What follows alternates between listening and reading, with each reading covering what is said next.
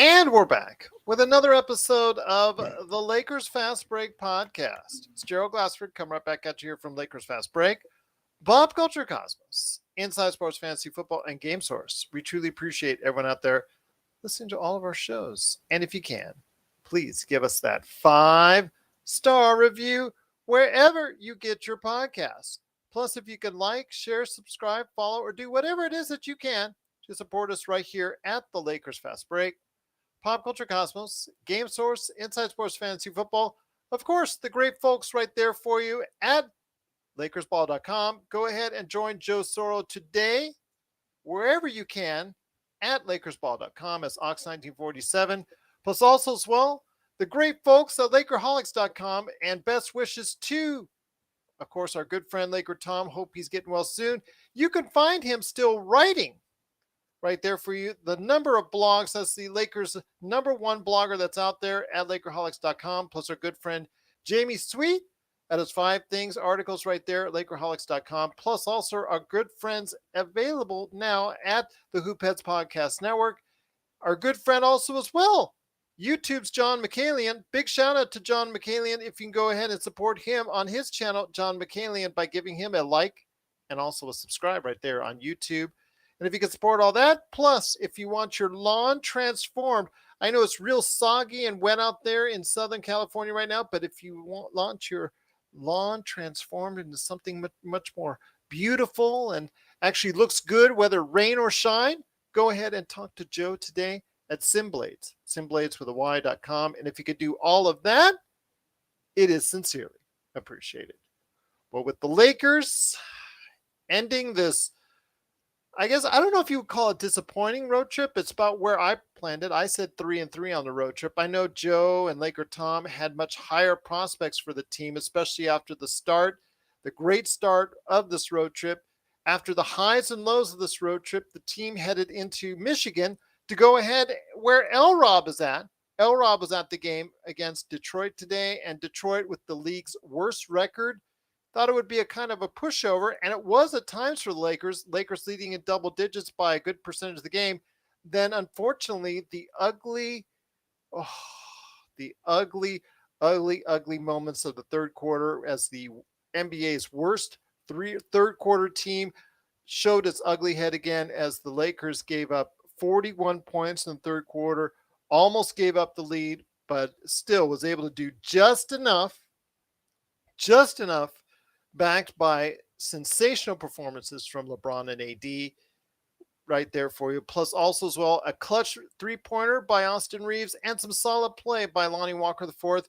And the Lakers escape out of Detroit and end the road trip with a 3-3 record as they head home for a Tuesday matchup against the Boston Celtics with a 124-117 victory. And here today to go ahead and talk about today's game, a good man indeed. You got to go ahead and check out what he's doing today at, of course, LakersBall.com as Ox1947, and of course, Simblades with a Y.com. It is Joe Soro. Joe, glad to have you here. You were there along with myself, and big shout out to Nick Molina, who was also a great part of our live watch party today. It was not the kind of win we were expecting against the league's worst team, but hey, a win is a win any way you slice it. Well, I think we get lost in the fact that we're not a really good team either. We expect to win because we're Laker fans and we've always seen winning, but we're I would say a C- team, kind of teetering on D+ team. And this game went the way it's been going all year. The only reason why we were able to leave with a win is because the other team stinks. Mm-hmm. The Lakers, in terms of the road trip, went 3-3 because they can't seem to understand the concept that they're not an 11-15 team. Mm-hmm. They play like they're 20-10, which is just puzzling to me. Where that thinking comes from. Yeah. If guys didn't miss the games, the main guys, LeBron and AD, I think they sit at 4-2 very easily, possibly 5-1. But They don't play that way. The mentality is still lazy. They are a mentally lazy team, and the coach is doing his best to cater to an era of basketball players that are already mentally lazy. And that's really what it is. You can see it in the play. You can see in why it's such a Jekyll and Hyde every 5 minutes. It's very bipolar sport at this point, where they'll look like gangbusters and then all of a sudden look like they've never dribbled a basketball in their life. Watching Schroeder play basketball like I play basketball after not playing for 5 months is pretty embarrassing. Terrible angles on bounce passes, terrible angles on going to the rim, not using your offhand. I mean, seriously, I've asked this question before. What do these guys do during the day? Do they work on anything? LeBron continuing to take one-legged three-point shots when you're supposed to close the game out. If Detroit didn't miss 7 of the last 8 shots, they would have won this game. And being critical at this point is not technically critical. We're stating what we're seeing and why they won versus why they lost. They lost tonight. I mean, they won tonight because Detroit finally started missing shots at the worst time. If they make those shots, a few of those shots at the end, they probably win the game.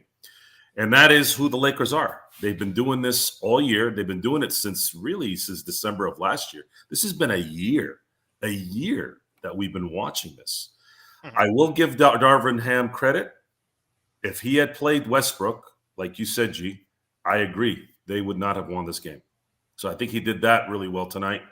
And a lot of it is on Westbrook in terms of this mental laziness that's continually infecting this team. And it doesn't help that your 2 main guys are lazy.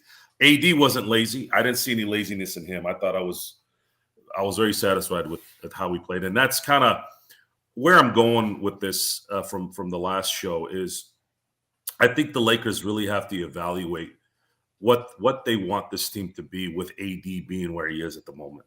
I think you need to take advantage of the next 3 to 4 years with AD being as amazing as he is. And if you're going to truly take that seriously, I would highly suggest you play the season out and trade LeBron or have him retire or somehow convince him to retire, because there's no other way you can get out of this phase without getting rid of LeBron.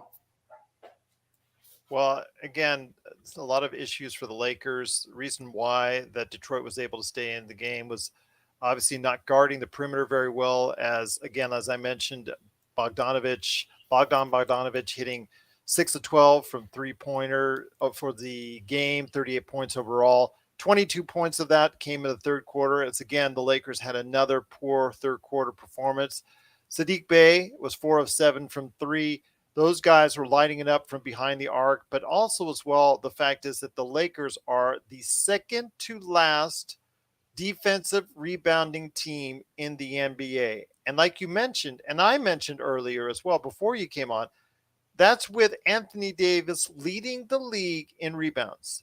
What does that tell you when you hear those stats? It tells you that everybody else is at an F in rebounding. And it goes back to the mental part of the game. Rebounding and defense is a want. The engine is wanting. The engine to defense and rebounding is, do you want it? This team is too lazy to want it on a minute by minute, quarter by quarter, game by game basis. And they're not held accountable by coaches, management, or any of the top, like an AD, let's say even. AD is not a vocal type. He's not going to be the guy that's going to get in your, and move you around, which I really wish he would, because I think that would get people going, because he is a freak. He is a basketball freak when he's on. And it's a beautiful thing to watch. And I just wish that energy would go to everyone. But going back to, we're coming back to this. What can this team do? And I saw suggestions on Lakers Ball while I was on Game Time, And everybody keeps saying the same thing over and over again. And God bless them. I understand that we're all frustrated with what's going on. But guys, no one is going to trade anything to the Lakers for Bev, Nunn, or Westbrook without taking our assets, the assets that we want. It's just not going to happen. I need you guys to be ready for something really bad by the end of the year. And that means Pelinka sitting on his hands and doing absolutely jack crap. Be ready for it, because I think that's probably what's going to happen. And why I'm being a little bit more, I don't know,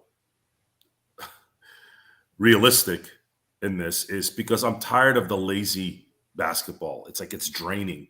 It's getting really draining now. It's kind of reminding me of when we were losing with Luke Walton and D. Russ and all that. I remember around February, I said this many shows ago. It was around February, and I hadn't missed a Laker game in about a decade. I had missed one game in a decade, and I finally succumbed to the losing. I couldn't handle it anymore. I'm tired of watching the laziness of this team, and a lot of that engine is coming from Westbrook and LeBron James. And LeBron has played 20 years. He has a little bit more of an excuse than, let's say, Westbrook. But to me, again, we're about winning championships. We're about competing at least for a championship. We're not going to compete if we're going to continue to be lazy, even when we've got our backs against the wall. So the easiest thing for me in terms of trying to figure out a solution here is LeBron breaks Kareem's record in a Laker uniform, and then you sit down LeBron and tell him, where do you want to go, and see if you can trade him somewhere or see if he would retire. I don't think he's going to retire, but I don't want LeBron on this team anymore. I don't think it's going to benefit the team to win a championship. The only thing that it's going to benefit is that you have LeBron James and you might have a few more people coming and watching them play. But in terms of trying to compete for a championship, we now have to put AD as a priority here. He's 29 years old. He's going to turn 30 before the end of the year is over. We have to start thinking about that. And the only way you can do that is in about 4 months, you need to make a decision on, you're already going to have a lot of guys falling off, but you need to get rid of LeBron James. Well, it's really hard to say that, though, especially after a game like today where he scores 35. I mean, between him and AD, they scored 69 of the Lakers' 124 points. You guys are still thinking about numbers. Numbers in the NBA today are like 300-yard passes in the NFL. It doesn't matter anymore. There's nothing to back up those numbers anymore. Look at if Bogdanovich didn't start missing his last shots in this game, they would have won this game. And I agree with you there. It doesn't matter anymore if you score 35. You're talking about one of the guys on our team has averaged a triple-double in, 4 seasons? What has that done? It's done nothing in terms of winning championships. We're about winning championships. And if you're not serious about winning championships and you just want to have name brands on your team, then then we're going to keep LeBron around for another 2-3 years and hope that, I don't know, the value of the team goes up, but then you're going to waste AD's time here. AD has two more championships in his lifetime right now. If you just help him get his team. And you're LA. This is not New Orleans, where no one wanted to go to New Orleans. This isn't LeBron in Cleveland, where no one was going to Cleveland. This is the LA freaking Lakers. You're going to get people coming here, but you have to now start thinking that $35, $40 million contract that LeBron carries needs to go if you're not going to trade Westbrook, Bev, and Nunn for something that might bring something back with some substance and be able to give you a chance to go get talent in the summer that can supplant LeBron for 7-8 minutes a game so that he can play 27 to 28 minutes a game instead of 35 and 36. You see how it kind of comes together, guys? This is it. I'm saying it in December. I know it sucks, but there is no solution here anymore. It's done. We've watched this for a year. Nothing's going to miraculously change January 11th. Nothing's going to change February 11th unless somebody out there says, you know what? Lakers, we're not going to take your first-round pick in 27 and 29. We're going to give you a bunch of expiring contracts, and you give us your expiring contracts. The only difference is, we just feel like helping out. That ain't going to happen. It's not going to happen because they've already said, too. The Lakers have said, right, on record, we're not taking any contracts beyond this year. Why? How does that make sense? Repeater tax? Is that what it was? That's probably a big part of it. Okay. So the Lakers have made it. It seems like they've made the decision already what they want. And we're going to be here to tell you, that the audience, that this is not going to end well. And you are going to not only waste LeBron's final year, you are going to waste AD's final years. That's the sad part. That's the sad part, is that we couldn't. The exciting part about getting AD when we did was I was happy that, man, if we can get a couple titles with LeBron, we go right into the AD era, 2, 3, 4 years later. And that was what was exciting about it. And they're not giving it a chance. They're not. They're just letting it ride, and there doesn't seem like they're going to do anything about it.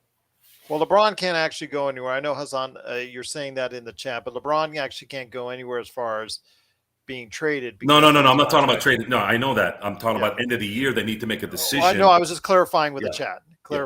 Yeah, because he's his contract, the way his extension worked out that he signed before the season, that unfortunately will not allow him to be traded or make a decision upon him as far as being able to be moved until the end of this season. That's how his contract situation works out. So wanted to make sure we clarify that. We have to from time to time, because people, you're hearing that trade LeBron, like you say, trade LeBron. You got to make your move on LeBron. You got to trade LeBron. We can't actually do that until this summer at the earliest with him. Yeah, the rules are not always clear. The salary cap isn't always clear, but for us, I'd like to think that an audience is going to go on our show and listen to us and hope we tell them things they don't know that make sense. And right now, we know by CBA rules, LeBron James can't be traded, and we all understand that. But what you also have to understand is, at the end of the year, if your top guys are not playing adequately for title contention, even if it's someone like LeBron James, you need to make a decision. You need to make a decision on what you want this team to be. I think Snake Eyes has some thoughts on that. Joe Soro, you're a prisoner of the moment. Saying numbers don't mean a thing. Imaging if LeBron is out today, you think they're imagining if LeBron is out today, you think they're winning. I'm not even a LeBron fan, but this game is a make or miss league. And then he's saying you cannot say if Bogdanovich only makes his last few shots. You can't say that. You can also say, what if they miss their 3-point shots in the third? No. The Lakers hit their third, etc. I've been watching this fiasco for a year. Mm-hmm. If you guys can't see it, then that's on you guys. I've seen enough. And I'm watching every play, guys. I'm not sitting there twiddling my thumbs like this while I watch the game going like this. Okay? I'm not doing If you're watching the live watch party, Joe was there for the fourth quarter. Watch the plays. Yes, the second quarter with 2 minutes left. Yes, third quarter with 8 minutes left. I'm watching the plays. I'm watching these lazy passes, lazy shots, lazy defense, lazy brains, and it's coming from the top guys. LeBron is one of them. They won tonight only because Detroit sucks, okay? And they decided to suck even more towards the end of the game. If they make those shots at the end of the game, the Lakers are leaving Detroit with an L. They were not guarding the three. You heard me, G. You heard me. I'm like, they're only going to shoot threes. They're only going to shoot threes. And what are they doing? Schroeder is 6 feet away from the guy. What happened in Indiana? What did we say? What did we say? Basketball IQ. We're about title wins, title contention. We're not about winning a game in Detroit in December. And we barely did that because you have your top-notch guys that don't know how to have focus in the game. Again, LeBron has been in the league 20 years. He's been way beyond the expiring time in normal aspects. Fine, I get it. But if you're not going to be LeBron where you want LeBron to be, then you got to go to another route. We got LeBron to be LeBron, not LeBron, expired LeBron. Can't do it. I can't do it if you want to win a title. And I don't want to waste AD's time here. I don't. They have to make a decision at the end of the year. You're on mute, G. Yeah, absolutely. Just wanted to say right now with the Lakers, it was 124 to 117. Did you have any more thoughts, Joe, on this as far as that third quarter is concerned? Well, Bogdanovich got hot. You're on mute, G. Yeah, I know. No, I'm good. I'm all good. I was Okay. just. I'm sorry. Never mind. Sorry, Yeah. I didn't interrupt you. I was fully aware. Like you, I'm fully aware of what's going on. I got you. Sorry, I get it. My mistake. Yeah, Actually, I was playing out your favorite thing, the pop culture cosmos. Yeah, the Lakers allowed 41 points in the third quarter. Something that's been look. The Lakers have been consistently lazy and bad in the third quarter for a year now. They've been consistently bad in the fundamentals. They've been consistently bad in not making the right decisions at the right time. We should just have a broken record taped on the wall, because that's what's going on every game, guys. What do you want me to do? I'm just telling you what I'm watching. And yeah, it sounds like I keep repeating myself because they keep repeating it. They keep repeating the same thing. What else do you want me to say? This is the first time I've said, though, it's time to go. Like at the end of this year, it's time to break off from the LeBron AD era and go AD only. You have to. Otherwise, this is not going to change next year. It will not change next year. We're not going to get enough talent to supplant this team if you have LeBron on the team. And you know that they're not going to trade Westbrook because nobody wants him without those two picks. They've already made a decision that they're not going to send those out unless it's for an all-star out of the world. Why the hell would anyone trade an all-world all-star to the Lakers for two picks in freaking 2040? Why? Does that make any sense? No. Well, I think, again, this is the game where the Lakers, once they had the double-digit lead, you got to close it out. You got to go ahead and stretch that lead to 20. This is a team that they're bad. They're statistically the worst record in the NBA. These are the kind of teams you got to go ahead and finish them off early. They don't. I understand that they don't, but I'm just saying this is the team, especially. We should get up in the morning and exercise every day. We should get up in the morning and eat well every day. We should go and volunteer at a homeless shelter every day. We can hope and dream all we want and say we need to do something. The question is, are you going to do it? Are the Lakers going to do it? I think they're capable of doing it. They have the athletes, but are they willing to do it? I don't see any mental focus for 48 minutes. Mm-hmm. 48 minutes, I see maybe about 30 minutes of somewhat focused, maybe 10 really good focused. And the other 18 is, oh, well, whatever. And then you see it mainly in the third quarter. But you see it in the fourth, too. It's not just the third quarter thing. That you see it in the fourth. Yeah.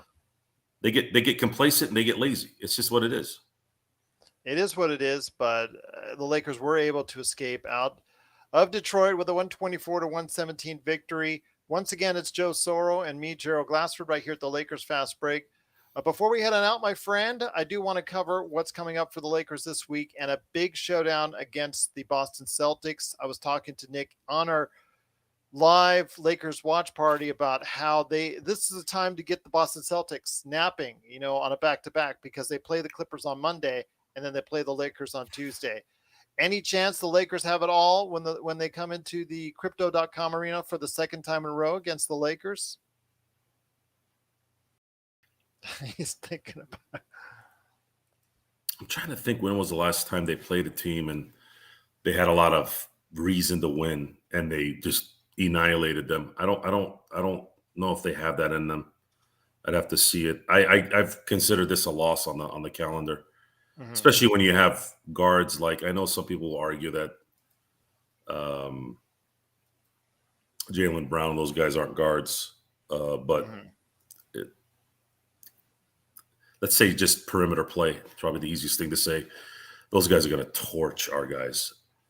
I mean, absolutely torch them. Our only shot is AD. AD doing what he does and can play, defense against two or three guys at a time. Yeah. I enjoy watching AD play. That's the only thing I enjoyed tonight. I know LeBron dropped 35, but his game just doesn't do it for me. There's too much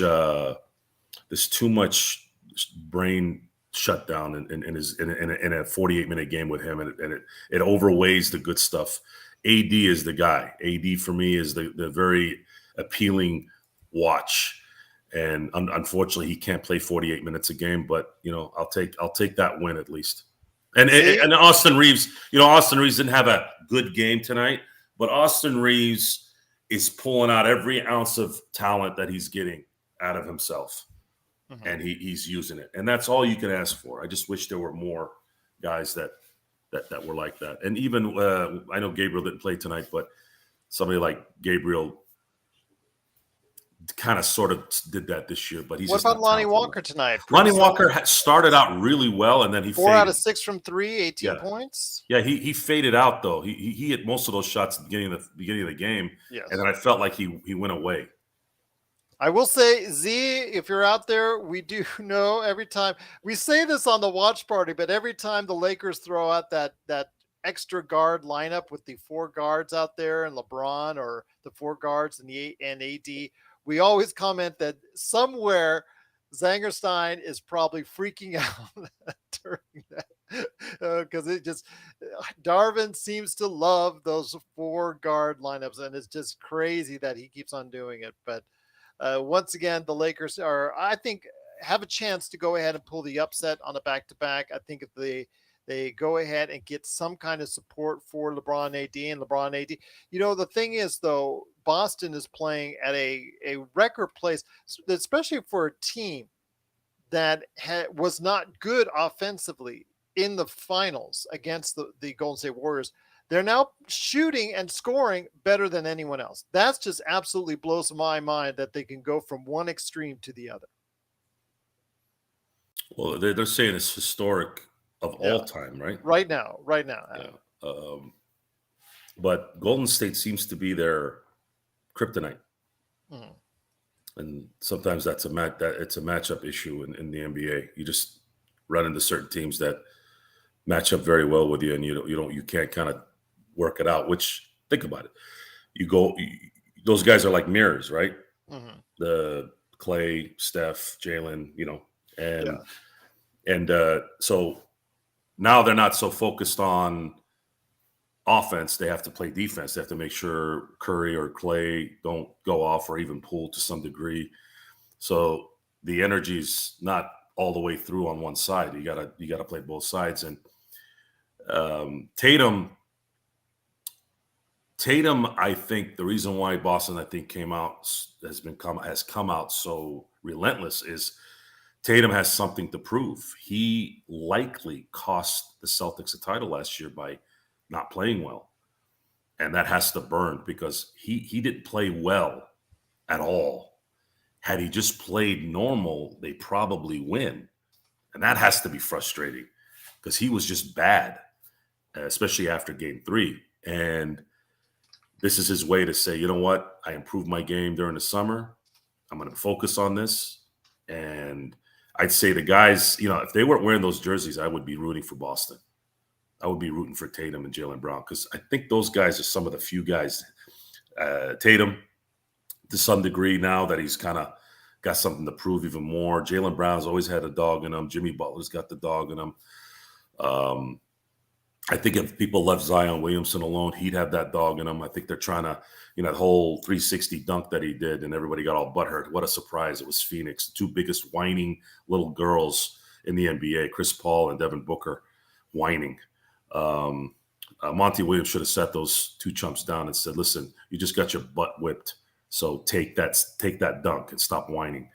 If they had a little bit less whining, they might have a championship right now. But I digress. I'm gonna try to enjoy the game on Tuesday, because it is a Celtic-Laker game, but I'm worried that we're gonna get destroyed. Well, once again, the Lakers did win 124-117 to finish the road trip with 3-3 record. Lakers are now 11-15 on the season. Johnny 2K6 is in the chat. He said the Suns deserve that Zion 360 dunk as they beat the Phoenix Suns in the matchup of 2 of the top teams in the Western Conference. hopefully I'm hoping that Joe might be available tomorrow night so we can discuss on as far as the rise of the New Orleans Pelicans leading the Western Conference, to see if it's a surprise to him as it is to me and our NBA observations, plus some other things going on in the NBA. Hopefully he'll be available for that. But tonight, when it comes to what went on with the Lakers, again, the Lakers rebounding as the next to last team in the NBA on defensive rebounding.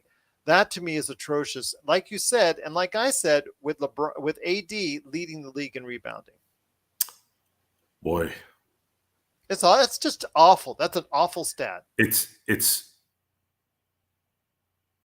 I want the Lakers fast break audience to really take in what Gerald just said. And if you can't take it in, I want you to go look at the NBA standings in the West. And I want you to really stare at that number one slot. Okay? Stare at it. I'll give you a second. The Pelicans are at 1. The Lakers are at 12. That means if those spots change, don't change. The Pelicans will essentially have all the benefits of being a top seed with the benefits of also having a high pick in 2023 in one of the most stacked drafts since 2003. And you can then ask me why I am delivering the message the way I'm delivering it. It's not just about Detroit tonight, guys. We've watched the Lakers, or at least I have, win 6 championships in the last 22 years. And the Lakers were winning championships 20 years earlier, 30 years earlier, 50 years earlier. This franchise is number 1 in terms of basketball on the planet. If you are going to sit there and be enamored by a 35-point performance by a name player, okay, cool. You saw it. You enjoyed the game. Good. I, on the other hand, I'm paying attention to lost opportunities and the fact that we are very close to possibly giving up a star player this season to a team that's a 1 seed. That is not good, guys. Something has to change. Zangerstein's telling you that 5 of those 6 in the past 22 years did come with a different governor or owner in charge of the team than Jeannie Buss. Well, I mean, 5 of those was Kobe with it. You know, that helps. 3 was Shaq.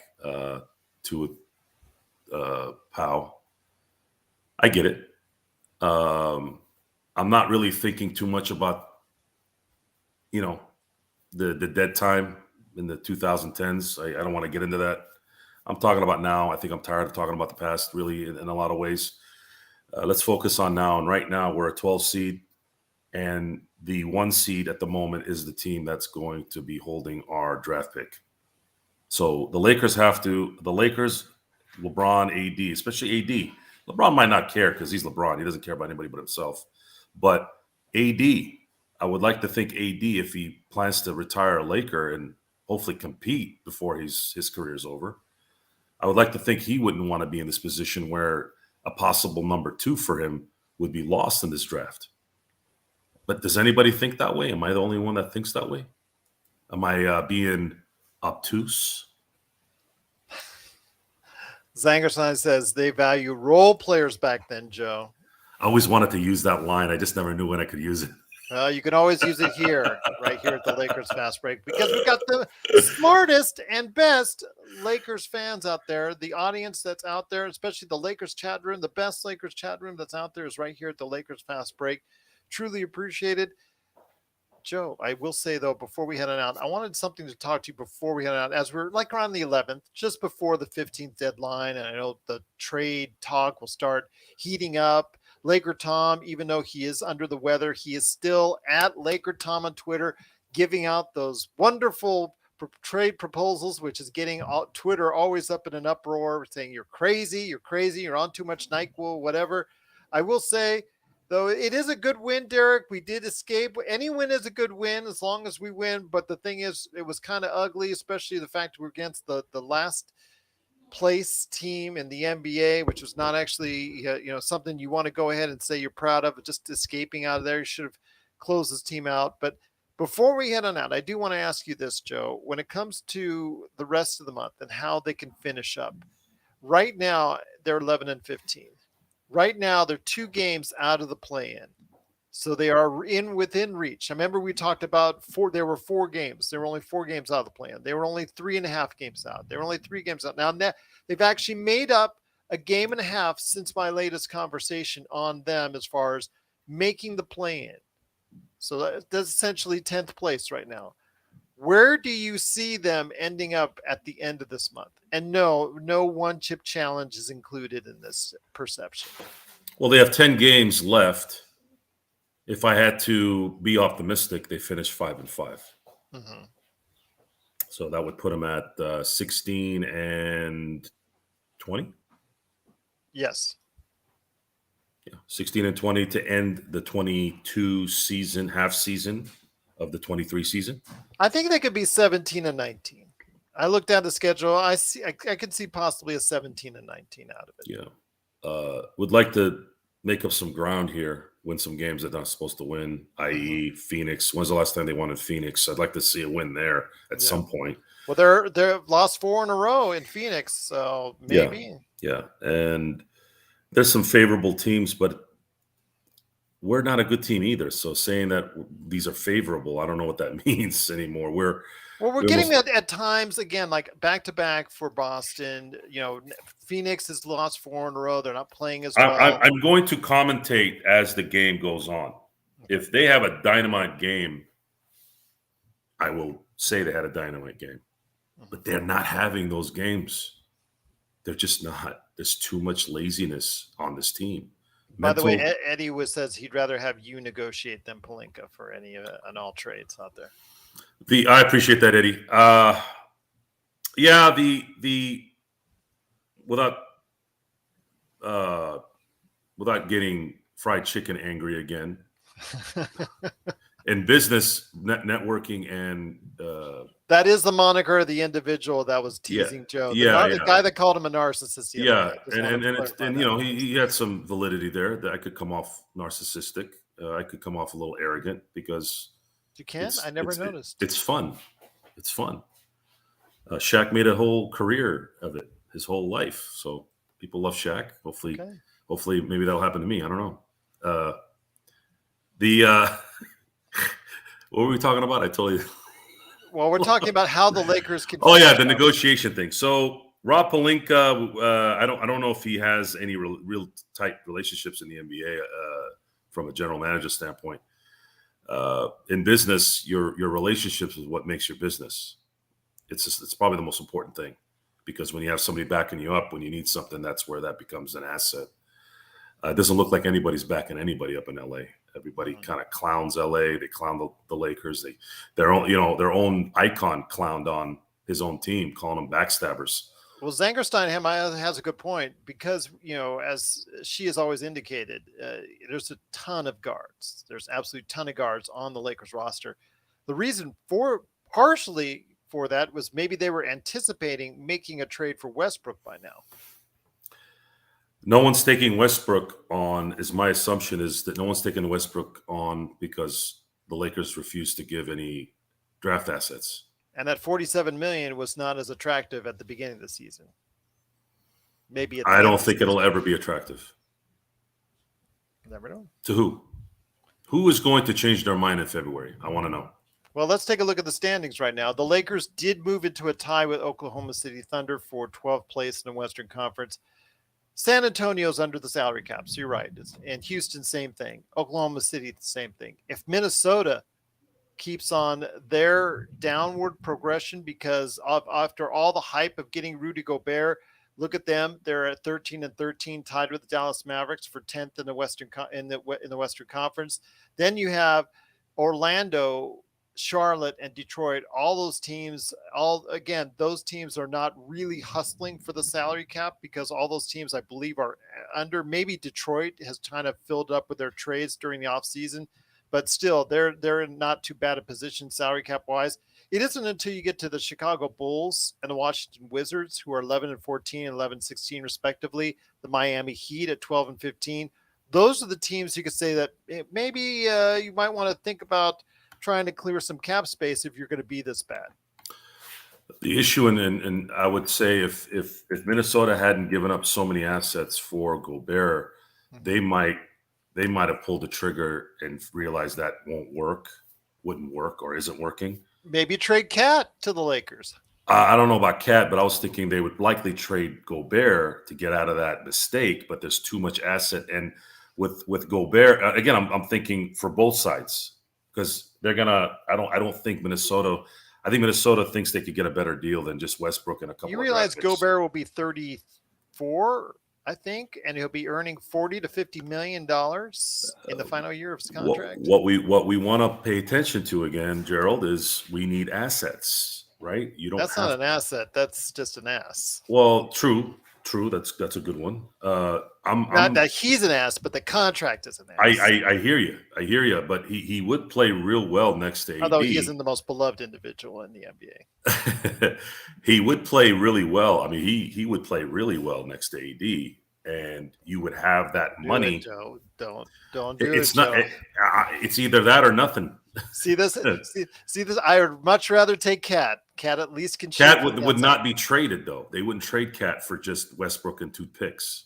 They would trade Gobert, but they're not trading Gobert now because they gave up too much for him, and their egos wouldn't let them do it. Take Gobert in that contract. That contract is an albatross. I'm just going to say again, it's like getting fish right out of the fire, right out of the frying pan and into the fire with that one. It's an albatross, but NBA is about salaries. No contract is untradeable. I give you that, because Russell Westbrook was believed to be untradeable at one point in time. And look, he's been traded 3 times since that. Probably those statements started first coming around. But Gobert, that's rough, because he is not playing well this season. He's not meshing well with Cat.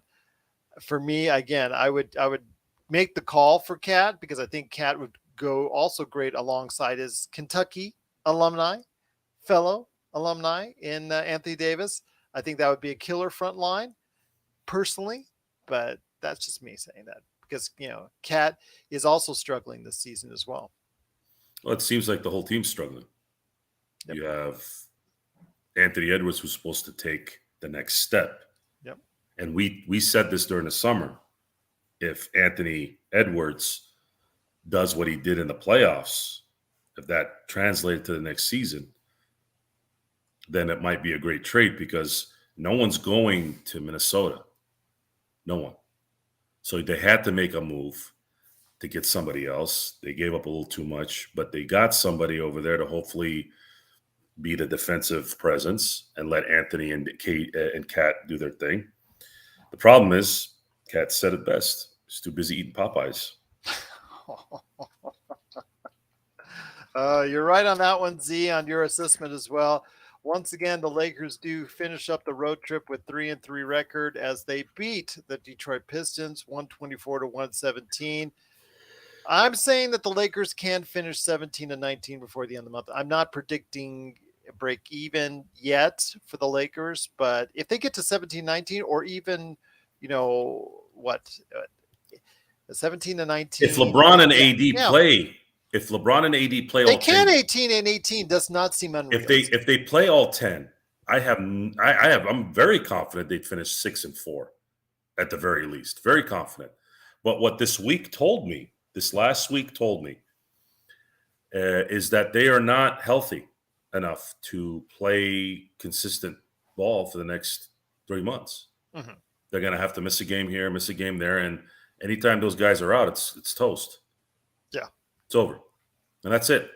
I'm going to assess every game we watch. I am going to be honest. Mm-hmm. If the people out there who don't like my honesty have a problem with that, go watch some other show. No, you can continue to watch the show, but you can always I'm telling you what is going on. I'm not sitting here going, I want to be right. I want to be right while they're winning too. I'd like to say, man, these guys are just mowing everybody down, but they're not. And you need to know what the solutions are. At this point, I just told you at the beginning of the show what likely needs to happen.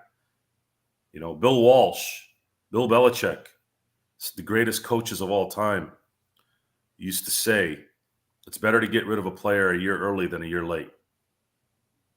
And we're way beyond late probably with LeBron at this point. It was late probably last year. So my thinking in this is you can look at it as LeBron hate all you want. It's fine. You guys have known how I felt about LeBron. It's because I expect more from somebody with his tentacles. And he disappoints me more than he makes me proud, because I believe he should know better. And I've been told that he's smart enough to know better, but I haven't seen it with my own eyes. So this is on the basketball court, by the way, guys, not off the court. This is on the basketball court. It's on the basketball court, not outside the basketball court. Did I make myself clear, G? Yeah, I think you did. Good. I wanted to do that. Tom, I want to, in remembrance, in honor of Laker Tom. In honor of Tom, he hasn't been here for a while, so I'm gonna try to include that in there. Get well, Laker Tom. LeBron on the basketball court has been a disappointment more than a happy one. I'm not going to say differently. Maybe it's because he's been playing too long. I'm not going to say and we're about winning championships. If you're happy about 35 points in December, barely beating a Detroit team with the worst record, God bless you. Enjoy it. I don't. Well, I will say again, it's not just you. A lot of other individuals. In fact, I had Boomer Perot on. Hopefully, hopefully you get a chance to check that out. Great conversation I had with my original guest, Boomer Perot. He stopped by the other day, and that's the first thing he said was about how LeBron is just not that player anymore that can actually do all the things that he once did and carry the load and also make everyone better at the same time like he once did.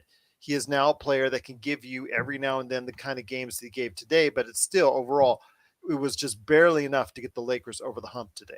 It's not about his. I'm not. You'd be pretty naive to think that LeBron is going to be anywhere near what he was. I'm not wanting that. I didn't say that's what I wanted. I don't. It's not. That's not fair to expect a guy that's been playing 20 years. If you add his playoff runs, probably 24 years. He'll be 38 in a couple weeks. To expect him to be what he was, that's not what my issue is. My issue is his decision making. He should not be making these decisions, as wily veteran as he is, and as much as his IQ is touted in the basketball realm, because it doesn't compute. He should not be making these mistakes. And you look at somebody. Let's go to Dennis Schroeder. Dennis Schroeder's angle on passes is supposed to be a ball handling guard. What is he doing? Who's holding him accountable with these terrible angles on these passes and bounce passes and just decision making at the rim? I don't know what the point of a coach is anymore in the NBA, because I know if I was the coach, I would be going to Dennis going, "What the hell was that?" If it's a one-off, okay, it's one-off. But what is it with it every game happening? At what point are you going to, as a coach, as coaches, the assistant coaches, like, what is this? What are you doing? But all we're going to hear over the next couple of days is LeBron looked great at 35 points. LeBron is still, and that's the brainwash. We are not we. I'm not putting myself in this because I don't get brainwashed, but this is the current society, the current culture is so fixated on numbers. He dropped 35, 10 assists, and 7 rebounds. They don't understand that the stats don't matter like they did 10 years ago. They don't matter. 35 is not what it used to be. There used to be a time where 35 points meant, man, this was a blowout. It's not like that anymore. There's way too many possessions. There's too many snipers in the league. The game is too fast and too offensive happy. Mhm. You can't. That's it. That's you get with it, guys. You have to understand. If I'm going to get with the fact that 20-point leads are like 5-point leads these days, you need to understand that 35 points doesn't mean jack squat, especially if Bogdanovich makes a couple of those shots at the end of the game. We're looking at a double. We're looking at an L if that happens. Yeah. And those were wide open shots too, because of lack of the ability to stay in front of their guys. Bogdanovich moves.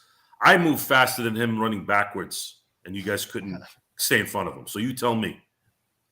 Well, I mentioned Thomas Bryant. He, in that first quarter, he just had no lift. He had the underside of the rim actually block his shot, and also couldn't get up for what looked like to be a fairly easy lob attempt, and it couldn't do that as well. So with the Lakers, again, a lot of depth issues there across the board.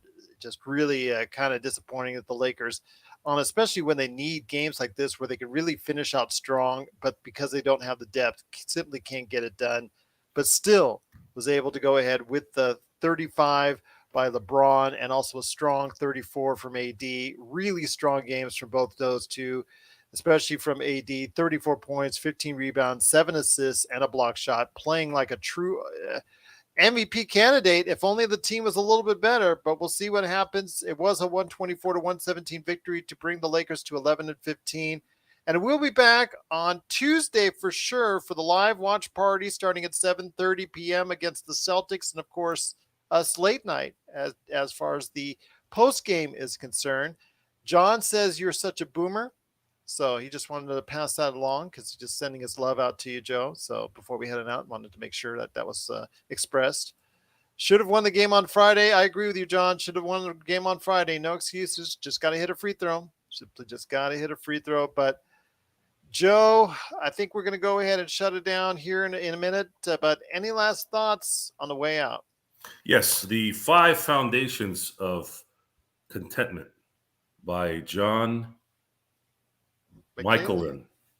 It's John Michaelian. I call him Michaelin. Okay. See, look at that fade or the little. That's a man that with confidence right there. Look at that. Look at the hairline there, man. That's like pristine. and then the high school senior picture pose. The 5 Foundations of Contentment. Read it, folks. You will learn how to be a John. I'm assuming at Barnes & Noble and Amazon.com you can get that. Is there a Kindle version out there, John? Please let us know in the chat. Just want to make sure that's. I'm holding my tongue. I don't want to rain on John's parade. Yeah, come on. Give the guy a break. He looked like a man with confidence right there. Time to go. Okay, all right. Because Eddie says, thanks so much. It's time for him to go watch The White Lotus because that's actually been doing a lot of good numbers for HBO lately. So, yeah, I don't blame you a bit, Eddie. So, once again, it's the Lakers Fast Break. We're going to go ahead. Yes, the Kindle version is available on Amazon and paperback, Joe, just for you. Just for you, my friend. He was talking about, what was it you were talking about in your last show? What is that endorphin? Dopamine? Yes. Was it dopamine? I think so. How we like the pleasure. Barnes & Noble. Wow. How we continue to we like that dopamine. We don't like the grind. Only on Amazon. I was actually shocked at how good that analysis was because that's very true. It is dopamine, yes. The again, fried chicken. You hear? If you're listening, this is for you, baby. In business. I was taught by a mentor that if you're comfortable, if you're too comfortable, start worrying. Well, there you go. And that plays a huge part in not being complacent when you're constantly uncomfortable. So if you feel like you've figured out what you're doing, and this is not even involving business, you figured out something going on that's just good, and you're coasting. You need to start finding something else to make it uncomfortable so that you can go after something else or better something. Otherwise, eventually you're just going to kind of plateau or just kind of get back to, being more lazy. Before we go, as he says, Barnes & Noble has been very disappointing. I'm not going to put too much smack on Barnes & Noble because my wife did go Christmas shopping there a little bit earlier today. So Terrence, I would do that trade. And the trade was, what do you guys think? 29 first and JTA, But- Kendrick Nunn, and Patrick Beverly for But no one Bogdanovich and CD no Brown. one on the planet will do that in Detroit. No. It's like, here, have all the junk from us for nothing. Yeah. So, That would be a Laker Tom teleporting into Detroit's GM's body and doing that trade. That would get you a lot of flack on Twitter, because if you ever go check out @Laker Tom and he puts out crazy trade proposals, the responses. That would make Greg Popovich. That would make Greg Popovich mad, and he'd then go whine about how the Lakers got to steal, because that's what he does. Like, it's rigged for the Lakers. He likes to stick his nose in other people's business. He has a habit of doing that. That's true. Especially Terrence, the Lakers. Please, if you get a chance, @Laker Tom on Twitter, it will make your day at all the responses to his crazy trade proposals. And I'll leave it at that. But Laker Tom, get well, my friend. I hope you are feeling better. I did have a chance to go ahead and talk to him yesterday. He is still trying to get he's on the mend. He's trying to get better. So hopefully he will do so, and hopefully he can join us later this week, or maybe even for the Celtics game. We'll see. But we'll be back for the Celtics game on Tuesday for the live Lakers watch party. Also, as well, we're going to go ahead and be back for the post game. Joe, you feel like an NBA observations maybe sometime tomorrow night? It's going to be rainy tomorrow, so I'd like to talk about the Pelicans. Sure. All right. And some other surprise teams in the NBA. Love to go ahead and do so. Hassan, he has definitely got the Laker Tom optimism, because one win at a time. He's very positive, and you know what? I salute you for that, Hassan. You got nothing. You guys be positive. I'll be the realist, and Tom will be the overly hopeful, and then Gerald can be somewhere in between and on the side of that, sort of. Sort of, indeed. But once again, it's the Lakers fast break. I'm just going to leave it at that. Where is Mike? Shot right there. Where's Mike Killian, think? He said that would make Pelinka look like Mitch Kupchak with the Gasol trade. So, yeah. Really? That big? I don't know about that. That was a steal of, in my opinion, the steal of the 20th century or 21st century. That could be right there. We'll see again what happens. But once again, it's a Lakers fast break. So we'll try to go ahead and do a show tomorrow night for you on NBA observations. Then after that, also as well on Tuesday, of course, the live watch party for the Celtics and the Lakers, and also the Lakers fast break post-game show. Hopefully we can even sneak in sometime in the not too distant future a Lakers History 101, because I'd love for everybody to go ahead and come back to class at Lakers Fast Break University so we can talk about something our good friend Nick Molina, who is part of our Lakers live watch party, suggested, and that's the Kobe Bryant, Vlade Divac trade. So hopefully they'll be able to go ahead and sneak in sometime in the not too distant future for that. But if you have any questions for us, of course, Joe Soro. He's at Joe Soro 5 on Twitter, Ox1947 at LakersBall.com. That's right there for you. I'm at Lakers Fast Break, of course, on Twitter, or the old-fashioned Lakers Fast Break at yahoo.com. Or you can always leave the comments on YouTube. If it's for Joe, I go ahead and I reach out to him. I say, hey, go ahead, look at YouTube. Somebody left you a comment there. Or I comment on it. So we're just glad to have you here for watching and listening. But once again, we'll be back tomorrow night for some NBA observations. And on Tuesday, Blue Magic's back. Great to have you here, Blue. He says he needs a Michaelian versus Soro debate. Hopefully we'll get one in the not too distant future. They were actually on good terms. Mike Killian Friday. has no chance to debate with me. Okay. I can burn that guy down with two hands. Okay. All right. You guys were good. Yeah, I said two hands. Okay. You guys were on good terms on Friday, so we'll see. Then maybe a debate, we can go ahead and schedule that. We might do that. We might do just that. But once again, it's the Lakers Fast Break. We truly appreciate it. Great chat room once again. John McCalian's there. Zangerstein killing it once again. Terrific as always. Blue Magic, awesome as well. Then, of course, you got Hassan Clay, the Lakers optimist right there for you. Welcome back. Terrence Harvey with the great trade proposal. Also as well, you got a whole bunch of great people. Eddie with the great comments. He loves being and watching you, my friend. When you told people to get off the air and stop watching us, he said he is staying to watch you, my friend, because he appreciates everything that you do. By the way, don't listen to Joe. Stay, watch, listen, even if you don't agree with it. Who's watching? Hopefully everybody. That's Well, what I'm hoping for. Who wanted who to watch? You told people if they don't like what you had to say to get off the air or to just go and change the channel. That's not a good thing if we're trying to build an audience.